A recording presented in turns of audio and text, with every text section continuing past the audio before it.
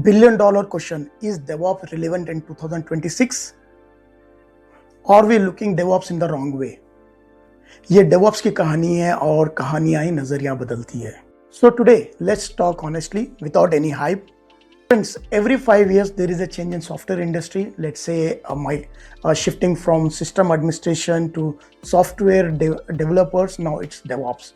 So the way of prospect, how we are going to see DevOps changing and evolving. So let's introduce myself. My name is Aseem. I'm the senior DevOps engineer working with this industry. If you want to make a career out of DevOps and switching from non-IT to the IT and from one domain to the DevOps domain, then do find my channel helpful in this. Do consider my channel, subscribing my channel, and you can find the content related to DevOps and the cloud on my channel, and with the projects as well. Do consider just going through the channel and viewing all the things. I have reading a lot of articles, Reddits, and in the conferences where we discuss about the transition from DevOps to DevSecOps and AI ops, different concepts. So where we do stand in the current scenario of 2026, let's talk about it. People are curious that is the right way to learn DevOps in 2026 as AI is taking over everything. So I have bring you some points. Let's discuss with this point as well. First, cloud shifting from one cloud to multi-cloud strategy. Okay, in the last quarter and before quarter in 2025, there is a disaster in AWS, right? Cloud computing. It was a downtime of AWS. Then it was repeated with Azure. Then it was repeated with Oracle. Then it was repeated with the Cloudflare. There was a downtime recorded for that. So now the enterprises are opting for multi-cloud strategy. So if you are the DevOps engineer who have hands-on knowledge on AWS and you need to have secondary cloud knowledge as well. So the combination can be AWS plus Azure, AWS plus on-premises, or a hybrid cloud strategy.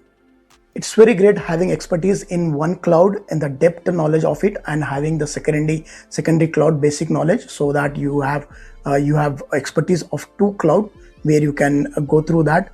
Okay, I recommend to have the AWS as a deep knowledge where you can learn about the AWS security provider services from AWS, going for the AI ML, right? Going with the Bedrock, going with VPC, security, AWS organization, different kind of things. You can opt for that. Then the secondary Azure, you have basic information that how it is relevant to AWS cloud, what are the services that do have the similar in this cloud as well. So this is what DevOps is no longer about the deployment. It's about what, why, and how you're going to manage your applications. So enterprises are looking for some candidates who has the strategy, the ownership, depth in one cloud, AWS, Azure. Expand your knowledge in Azure. Then discussing about the second point, cost plus ROI, return on the investment. So enterprises are looking for investment on which they want to see the returns of your returns on their profit on their application. Profit from the help of the cloud to have the security, scaling, and management using their cloud environment, right? So in this prospect, it will come with the cost and return on the investment. So this in 2026, success means how much does it cost and what is the return of ROI on the specific cloud environments. Why did the bill spike on last night? So if you cannot explain your bill why it has been spiked, you explain your bill cost 40% extra on the last night. So that means you are doing only deployment prospect as a DevOps engineer. You are not doing DevOps, you are only executing the task. Okay, there is a major migration is going between the cloud from the enterprises usage. So they are migrating using AWS to the Azure to AWS, and then GCP, vice versa.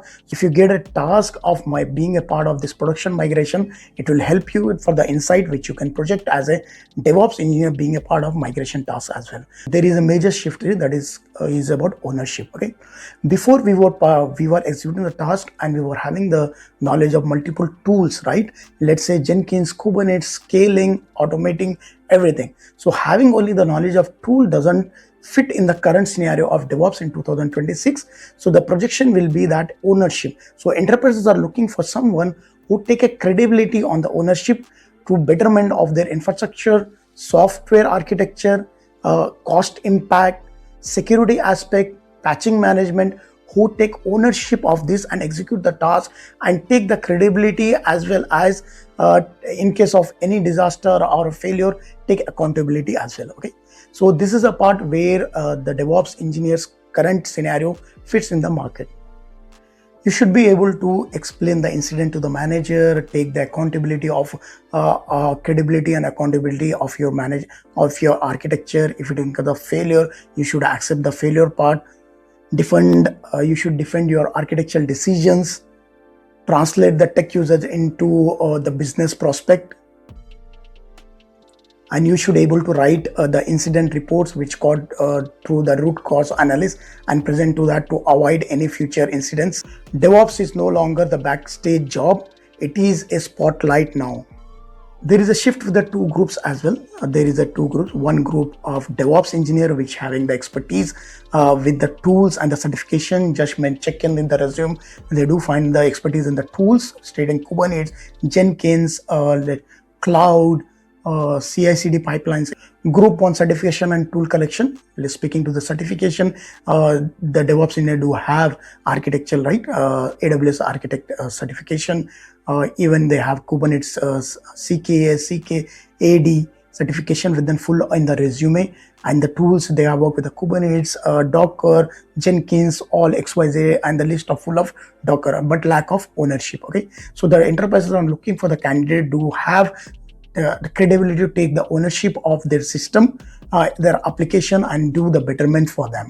There is another group too that take accountability, ownership of the group, ownership of the application, where they are mentioned in the resume, stating that group 2 ownership driven engineers can we optimize this architecture? Do we still need Kubernetes, or we should use the Lambda functions for our applications? Can we optimize this architecture? What does our security log says about our application use cases? Our shield and WAF protection is still effective, or do we require any enhancement related to the security aspect to avoid any DDoS attack or rating limit, security check, bot attacks? And these groups too will survive in any use case up to 5 to 10 years in the industry.